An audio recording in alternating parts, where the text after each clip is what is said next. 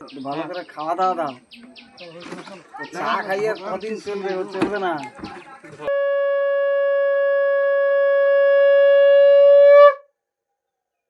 আমাদের ভিডিও এখান থেকে শুরু করছি। তো এখন সময় ভোর 4টে। তো ভোর ভোর উঠে পড়েছি, কারণ আজকের দিনটা আমার কাছে খুবই স্পেশাল। কারণ আজকে বাঙালির শ্রেষ্ঠ উৎসবগুলির মধ্যে একটি হলো ভাইফোঁটা বা ভাতৃদ্বিতীয়া। সেই অনুষ্ঠানের জন্য সব কিছু আয়োজন করব। চলো ভিডিওটা শুরু করি।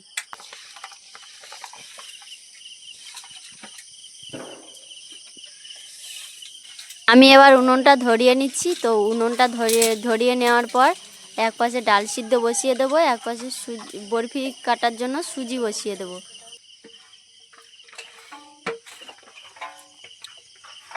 এ পাশে ডাল সিদ্ধ বসিয়ে নেব, ও পাশে সুজিটা ভেজে নেব।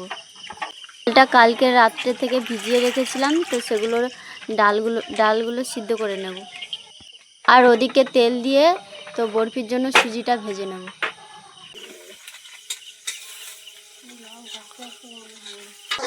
এটা ভাজা হয়ে গেছে, এবার জল দিয়ে দেবো।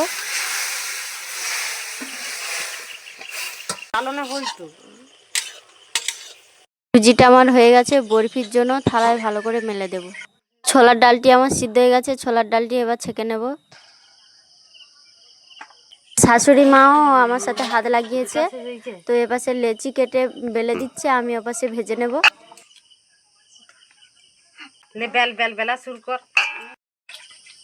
লুচির জন্য তেল গরম হতে হতে আমি এপাশে ডাল তরকারিটা বসিয়ে দিচ্ছি। হয়ে গেছে, সেদ্ধ করা ডালটা দিয়ে দেবো। ছোলার ডালটা আমার হয়ে গেছে, তো এপাশে নামিয়ে নিচ্ছি। গরম হয় আর কিছু সময়ের মধ্যে ভাইরা চলে আসলে আমরা ফোঁটা দিয়ে দিদির বাড়িতে বেরোবো। তো তোমরা পুরো ভিডিওটা দেখতে থাকো, খুবই ভালো লাগবে।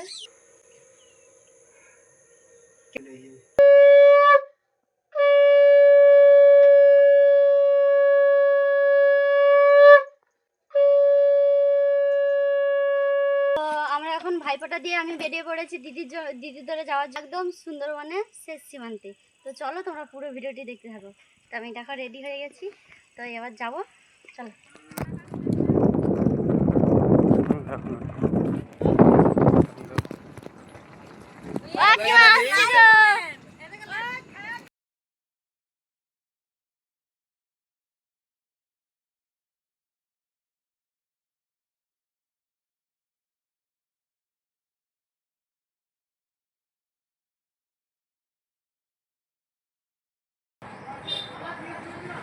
মহাঘরটা আমি রাতের বেলা চার্জ দিই না, সকালবেলা কাজে বেলায় সেটা জানতে হবে। দিদি ভালো আছো?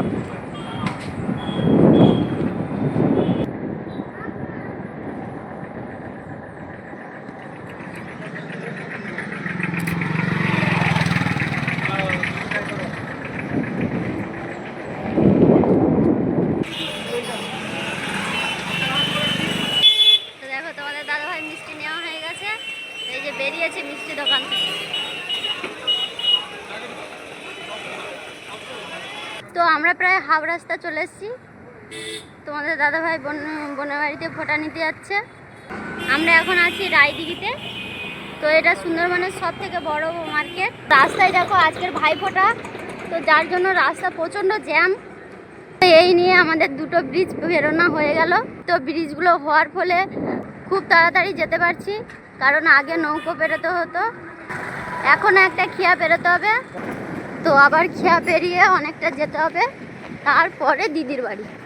তো রাস্তাটা খারাপ আছে, ওই জন্য যেতে দেরি হচ্ছে। তো আমরা এখন খিয়ার কাছাকাছি চলে এসেছি। তো যেই খিয়াটা পারাবো সেই খিয়াটার নাম হচ্ছে মাঝের খিয়া, তাই গো? তো আমরা এখন মাঝের খিয়া পারাবো।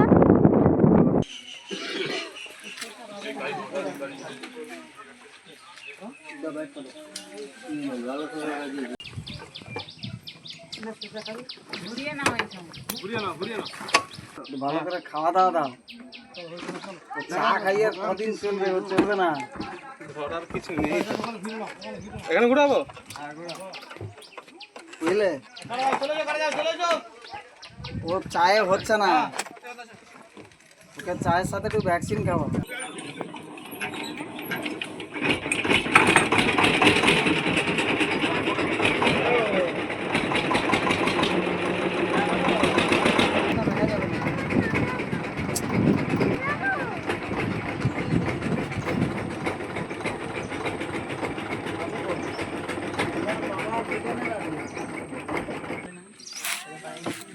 এয়ারটেল পেমেন্ট ব্যাংক কেন করবে?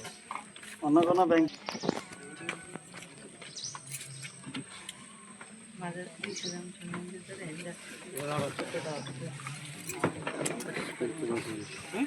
বাবা, ও বাবা, বাবা, পিসিদের বাড়ি কত দূর? ও বাবা, বাবা, ও বাবা, পিসিদের বাড়ি কত দূর? আরো ওই যেটা তো আমাদের অলরেডি খেয়া পারানো হয়ে গেছে, তো এখনো কিছুটা গেলে তবে দিদি বাড়ি পৌঁছবো। তোমরা দেখতে পাচ্ছ রাস্তার ধারে ধারে কত সুন্দর ঝাউ বাগান ধূপ আছে, তো দেখতে খুবই ভালো লাগছে। তোমরা দেখো, তোমাদের কেমন লাগে কমেন্ট করে জানিও। তো দিদিদের বাড়িতে নদী দিয়েও যাওয়া যায়, তো সেটা অনেকটা দেরি হয়ে 4-5 ঘন্টা লেগে যায়। তো যার জন্য আমরা গাড়ি নিয়ে বেরিয়েছি। তো এটা শর্টকাট রাস্তা, তো আমরা পাড়ার ভিতর দিয়ে শর্টকাট রাস্তা ধরে যাচ্ছি, কারণ মেন রোড ধরে গেলে অনেকটাই দেরি হবে। তো আমরা তাড়াতাড়িতে পৌঁছতে হবে আমাদেরকে, যার জন্য আমরা এই শর্টকাট রাস্তা ধরে যাচ্ছি। তো আর কিছুটা গেলে এই মেন রোড দেখা যাচ্ছে, এই তো। তো দেখো আমরা মেন রোডে চলে এসেছি, এই সবেই উঠবো, এই রোডে উঠলাম। তো এই রোড সোজা চলে গেছে গঙ্গার ঘাট, সুন্দরবনের শেষ সীমানা। তো শেষ পর্যন্ত দিদির বাড়ি ঢুকছি এই মাত্র।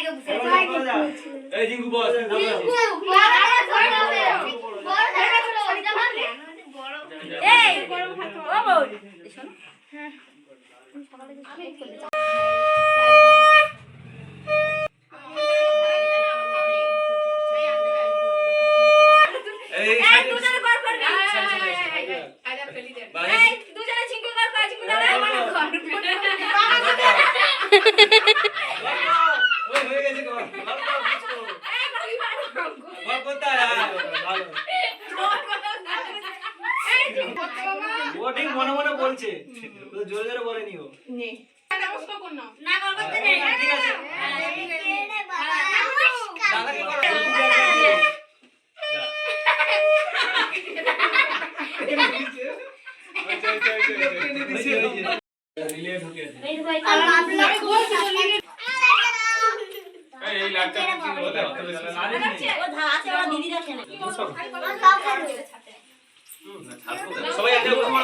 হ্যাঁ বসছি, কাপড় পাল্টাবো তারপর।